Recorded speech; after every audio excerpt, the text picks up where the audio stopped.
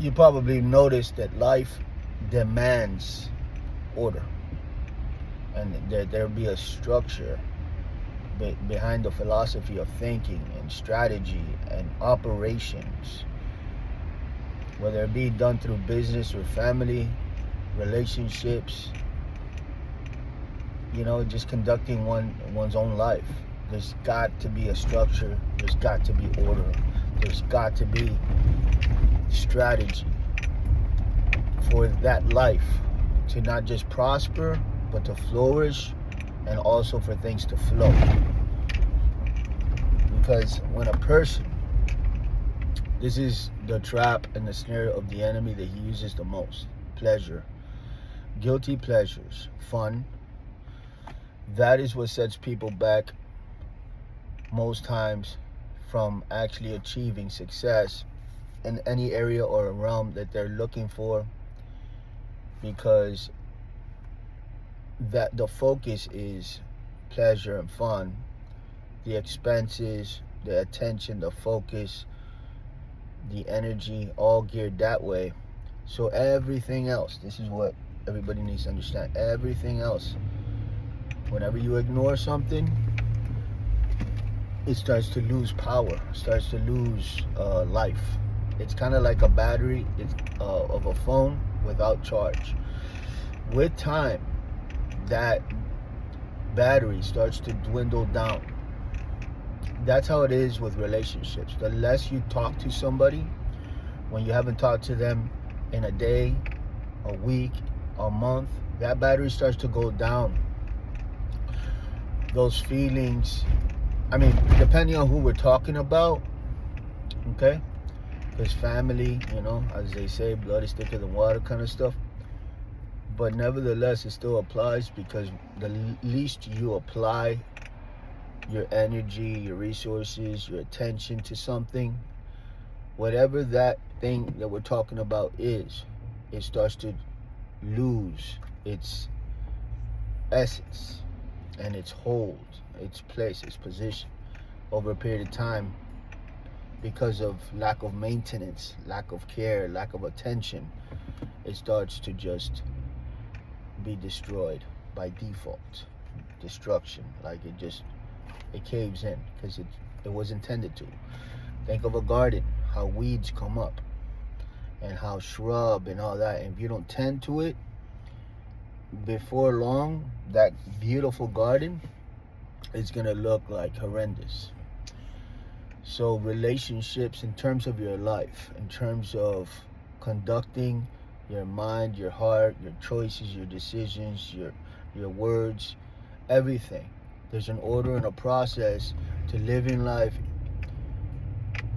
If, that's the operative word here, if you want to see fruit, and if you want to see success in the future, right? Which most people do. But most people are wishing, or they're frustrated because it's not working for them. And really what's not working is not it. Yeah, obviously it's the outside stuff that they want it to work out, whatever it may be. I don't know if you've ever been in a position, I know I have been, in an application on a computer, and the computer is, you're pressing the button, it's not working, it's throwing you off, it's like, it's not, what's going on here? So that the actual program is not working, you're frustrated, some people want to hit the computer, or this happens, and it's like the worst thing that could happen. You're an hour into it, you're almost done, and then something happens and it just gets rid of everything you just did. I think the devil gets a big kick out of stuff like that. And you've put in so much into it, but in the end, it just gets taken from you. Stuff like that happens in life, not just on the program, but in real life. Stuff like that happens, It happens with kids. Men invest so much into the family only to get a divorce and lose everything. Or a business, a woman or a man, invest so much, and then it just, there's a hacker, there's a thief, there's whatever, And so life demands that you be on your toes, is what I'm trying to say. Sober-minded, vigilant. And it demands like that you be taking care of all these different areas of life. And so you would see that if you're not that way, you're just focused on one thing, which is pleasure and fun, right? That's the mentality of a child. Because growing up, that's all that matters, because you have no responsibilities. And so everybody's taking care of you. But as you grow up, you start to see these bills don't start coming. You start to see time goes by, regardless of whether you have energy and you have strength, and regardless of you being sick or whatever, bills keep coming, things continue to happen. Time doesn't stop and say, hold up, she's down right now, let's give her a break to catch her wind and get back up, and then we'll keep going. So in a lot of ways it's relentless. In a lot of ways it's kind of like it makes a warrior out of you. It makes somebody, like a determination starts to brew in your inside your heart, saying, you know what, I've been in this place for a long time and I don't want to be here no more. So you start getting this determination, this fire inside of you saying, I'm gonna be about it.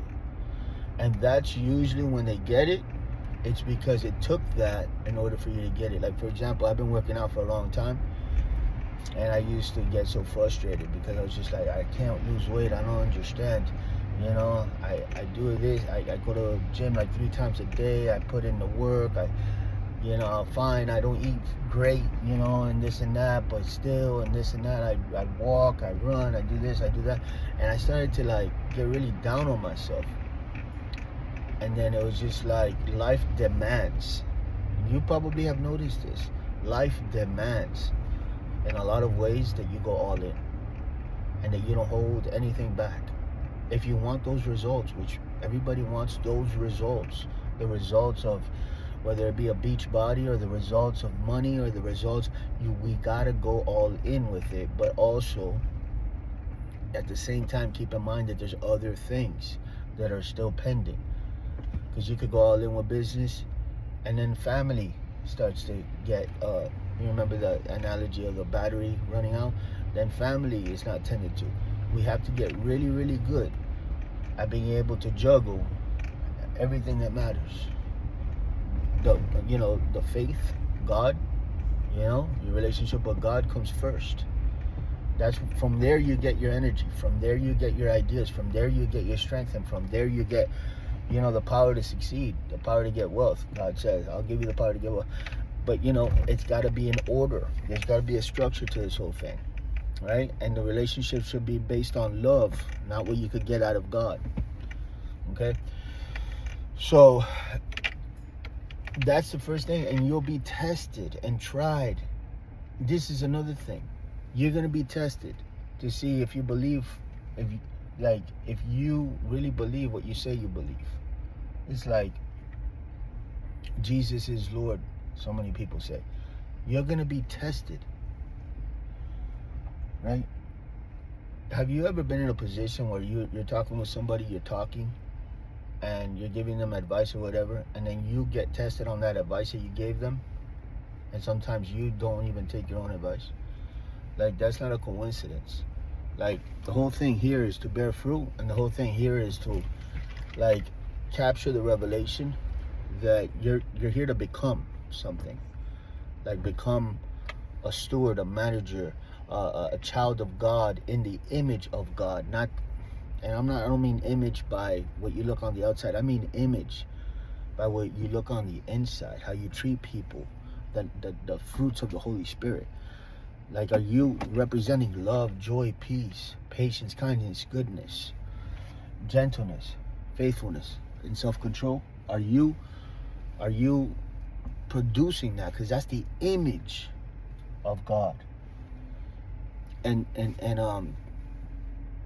has less to do with what you look like on the outside and more on what you look like on the inside and how you portray to the world.